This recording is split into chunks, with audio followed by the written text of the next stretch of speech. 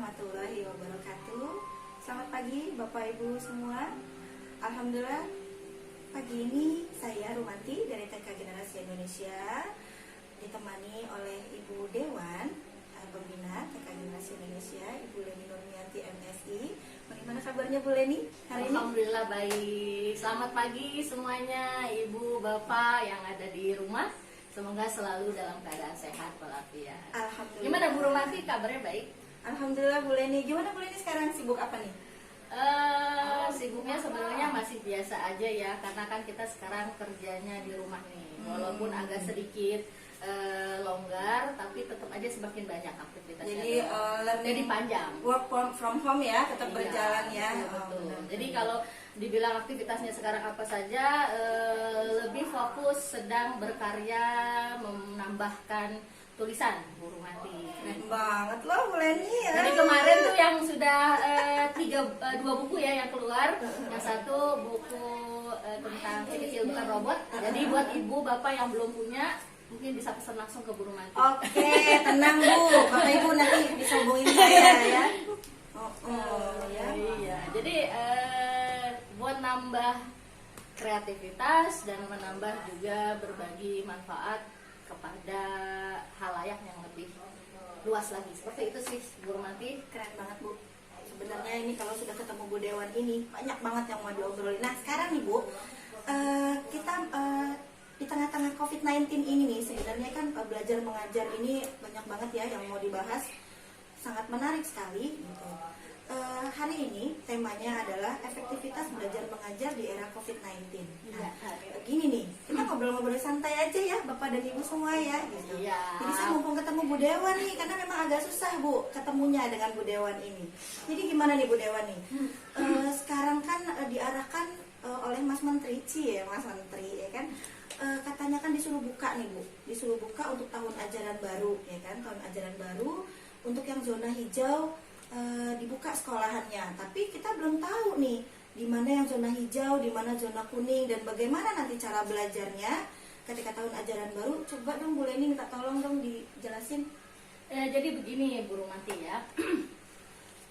Kalau kita merujuk pada kebijakan, memang saat ini Pak Menteri belum mengeluarkan statement ya, statement yang jelas apakah pendidikan bangsa kita akan dibuka secara serentak atau bagaimana, itu belum terlihat gitu. Namun kemarin informasinya yang telah disampaikan oleh Bapak Muhammad Hamid ya, selaku PLT dari Direktur Jenderal PAUD Pendidikan Dasar dan Menengah, menyampaikan bahwa memang tadi apa yang sudah disampaikan oleh Ibu Rumati, di zona-zona hijau itu sudah dibuka ya, akan dibuka, belum sudah akan dibuka nanti pada tahun ajaran baru. Begitu juga yang disampaikan oleh Ibu Evi ya, Ibu Evi selaku Kepala Biro Kerjasama dan Humas ya dari Kementerian Pendidikan, itu juga sudah menyampaikan bahwa tidak ada penundaan sebagaimana isu-isu yang ada di luar, bahwa akan diperpanjang sampai Desember gitu. Jadi kemungkinan besar itu akan berjalan sebagaimana mestinya. Hanya tadi pertanyaan dari Bu Rumati, efektivitasnya seperti apa sih gitu kan ya, pertanyaan kita, obrolan kita hari ini kan efektivitasnya bagaimana sih. Nah jadi kalau gitu ya, kalau misalnya nanti ke depannya gitu, ke depannya di zona-zona hijau itu sudah dibuka, diizinkan untuk melaksanakan, ya saya yakin di TK Bu Rumati ini, TK Generasi juga pasti sudah ada ya. Oh iya Bu, sudah ada. Nanti mungkin saya juga ingin tanya seperti apa gitu kan teknik-tekniknya gitu. Tapi kalau dibilang efektivitasnya seperti apa sih gitu kan. Nah ini yang perlu kita kaji. Mungkin kalau dalam durasi yang singkat mungkin nggak cukup nggak ya, cukup, Bapak Ibu semua ya. Aku butuh waktu banyak gitu. Namun intinya daripada proses pendidikan itu kan yang perlu kita ketahui itu belajar di mana saja, kapan saja, sama siapa saja, gitu kan ya. Nah sehingga dalam proses pembelajaran ini itu menyenangkan. Nah yang sekarang yang kita lakukan selama 2 bulan atau 3 bulan terakhir itu kan belajar di rumah. Belajar di rumah ini banyak keluhan orang tua, stres kan kalau nggak salah menghadapi anaknya. Nah ini permasalahannya gitu loh. Jadi jangan sampai belajar di rumah ini membuat si anak itu malas belajar. Betul. Ya. Apalagi sekarang banyak aduh ya, dari game ya Bu ya, dari handphone. Jadi benar. karena memang belajar online gitu kan, mereka harus pegang gadget gitu. Jadi ya itu tadi anak-anak memanfaatkan waktunya, jadi bukannya belajar tapi malah buka-buka yang lain, misalkan buka YouTube. Sekarang apalagi gamenya itu makin marak banget ya Bu ya. Nah itu Jadi tadi serem benar. kayak Jadi gitu. gini Bu Rum, ketika belajar di rumah itu menjadi menjenuhkan atau malah tidak sesuai tepat sasaran, efeknya kan fatal. Betul. Ya, apalagi di usia dini nih. Ketika suasana di rumah itu tidak nyaman, yang ada orang tuanya belajar gitu kan, Iya, dengan gaya melotot dan sebagainya, itu membuat si anak itu akhirnya lama kelamaan sudah tidak antusias lagi belajar. Ini permasalahannya gitu loh. Jadi kalau nanti kedepannya dibuka, kalau di TK generasi gimana? Akan ada program apa kalau dibuka misalnya nih yang sudah disiapkan? Kalau di TK Generasi Indonesia nanti kita akan buka sesuai dengan protokol kesehatan Bu. Tetap kita memakai protokol kesehatan semaksimal mungkin yang sudah punya dari TK Generasi Indonesia. Teknisnya pun seperti antara lain nih, misalkan di kelas kita buka hanya 5, maksimal 5, betul, pengurangan jumlah rombel. Jadi misalnya tadinya ada 10 dalam satu kelas, berarti hanya 5 anak dengan 1 guru. Dan nanti untuk medianya, nah gimana untuk TK Bu? Kalau anak-anak TK itu kan cenderung bermain bersama, cenderung mereka bermain tim ya kan, membuat project. Nah nanti akan kami siasati dengan penggunaan media berpermainan tapi khusus untuk satu Bu. Jadi misalkan sudah kita tempatkan di mejanya itu ya untuk satu anak itu. Terus itu. Waktunya yang biasanya 2 jam 30 menit, sekarang juga kami kurangi nanti menjadi 1 jam sampai 1 jam lewat 30 menit. Jadi jarak antara masuk dan pulang tidak ada bertabrakan jaraknya, seperti itu. Kemudian ketika masuk pun protokol kesehatannya harus cek suhu tubuh, kemudian cuci tangan seperti itu, cek suhu tubuh. Kemudian juga anak-anak wajib memakai masker, nanti bu guru juga memakai face shield seperti itu. Mudah-mudahan sih bisa berjalan ya Bu Leni ya. Oke, itu kan kalau kita berbicara ketika di zona hijau atau mungkin ya beberapa kita bisa mengambil kebijakan di sekolah di wilayah terdekat, Betul. ya. Nah, bagaimana kalau kita berada di zona yang jauh ya, Betul. atau yang mungkin orang tuanya tidak mengizinkan? Itu kan Betul. pembicaraan kita kali ini ya. Ah. Jadi kalau sebelumnya kita menggunakan pembelajaran itu menggunakan daring, gitu ya, tapi banyak tugas dan keluhan orang tua berat. Nah, konsep ini yang perlu kita perbaiki ya. Kalau nggak salah di TK Generasi punya program penggabungan dari homeschooling dengan program TK ya. Kalau nggak salah seperti itu. Apa tuh Bu namanya Bu ya? Saya Namanya GI Taman Pendidikan, Taman Konsultasi Pendidikan. Oh, itu salah satunya Ya, ya. sudah berjalan Bu Leni. Berjalan. Alhamdulillah sudah berjalan. Alhamdulillah juga orang tua murid mau berpartisipasi ya, datang kemudian menyampaikan bagaimana proses belajar mengajar dari rumahnya bersama keluarga seperti itu. Dan apabila ada yang perlu disampaikan, ada kendala, jadi sudah bisa share dengan ibu guru. Nah ini yang ingin saya sampaikan juga Bu Rumati. Jadi konsep belajar yang sebelumnya adalah belajar di sekolah, sekarang kita menggunakan konsep belajar di rumah, berarti kurikulumnya kurikulum rumah. Betul Ya, kurikulum rumah tapi tetap dengan sasaran dan capaian penggabungan dari yang ingin dicapai oleh sekolah tersebut. Betul. Kalau homeschooling beneran kan program-programnya memang murni ya, ada standar bakunya, nah seperti itu. Nah di sini pada saat kondisi seperti ini kita secara tidak langsung dipaksa, ya dipaksa untuk bergerak, berubah dan belajar.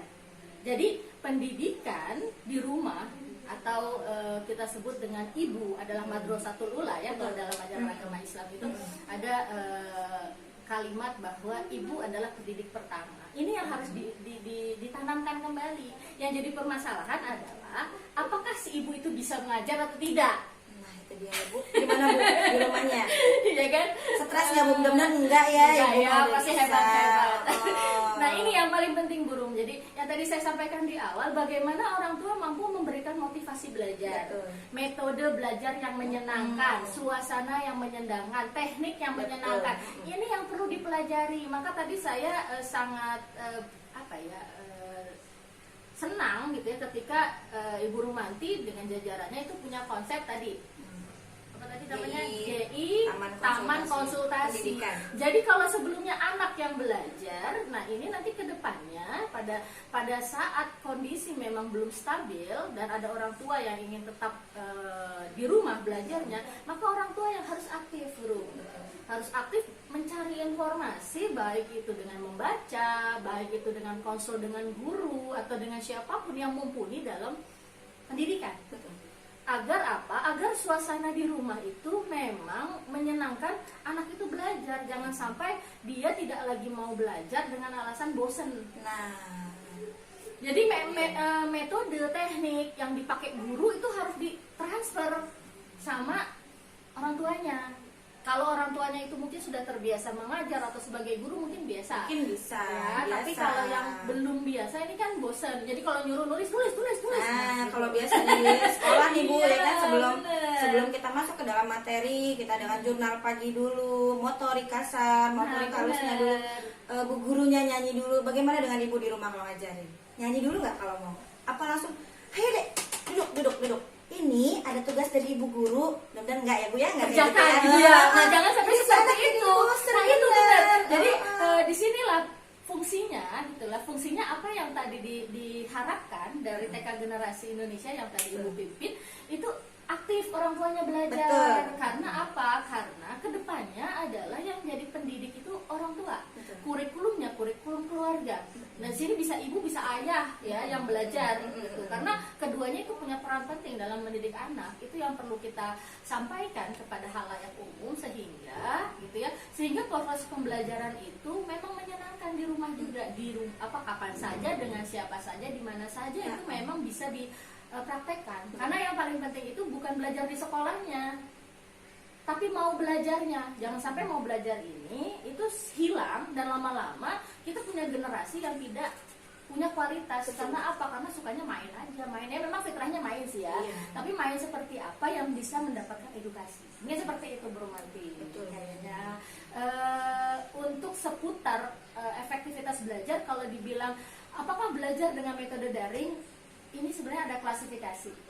Ya, kalau untuk yang mungkin yang sudah mumpuni dalam teknik IT, orang tuanya nggak gagap IT, saya rasa sih sangat efektif ya, nggak ada masalah. Malah dia akan lebih mengeksplorasi ya apa yang ingin dia biasanya cuma YouTuber gitu kan. Jadi berubah bagaimana saya menjadi YouTuber untuk anak-anak mengajar, lebih kreatif. Tapi bagaimana dengan orang tua yang gagap teknologi, ini fatal kalau belum lagi yang misalnya secara ekonomi tidak mencukupi, harus beli kuota dan sebagainya kan. Jadi lebih baik adalah nggak usah sekolah gitu. Bagaimana memang sosok guru itu tidak bisa digantikan oleh keajaiban teknologi apapun. Nah itu dia, maka guru TK ya. Betul, maka sosok guru inilah yang harus didapati oleh keluarga, bisa ayah, bisa ibu yang menjadi sebagai penghantar informasi dan juga mendidik dan membina si anak. Itu seperti itu. Nah, satu lagi nih Bu, pertanyaan nih Bu. Jadi bagaimana nih Bu nanti tahun ajaran baru nih Bu ya gitu. Sedangkan kan ada bukan beberapa lagi ya, mungkin banyak dari Bapak dan Ibu yang masih takut, masih was-was untuk menyekolahkan kembali putra-putrinya tatap muka ya di sekolah kembali. Tapi sekolah itu sudah buka misalnya, itu bagaimana nih Bu gitu. Jadi begini, yang perlu kita ketahui adalah wilayah tersebut aman atau tidak Bu. Misalnya nih TK Buru Manti kan di perumahan ya, TK Generasi itu di perumahan Astar 3. Nah di perumahan Astar 3 ada nggak sih yang kena? Alhamdulillah sih jangan sampai nggak ya, ada ya Bu ya. Kalau nggak ada artinya kan aman. Nah itu sama aja ketika kita anak itu berada di lingkungan itu toh main sama saja. Artinya kita harus tahu dulu zonanya atau wilayahnya itu aman atau tidak. Nah kalau itu aman gitu ya, berarti itu bisa dan kita bisa memberikan kepercayaan itu dengan kondisi dan catatan-catatan tadi, protokoler tadi ya. Jadi kalau memang anaknya sedang sakit, demam, flu, ya lebih baik istirahat di rumah gitu.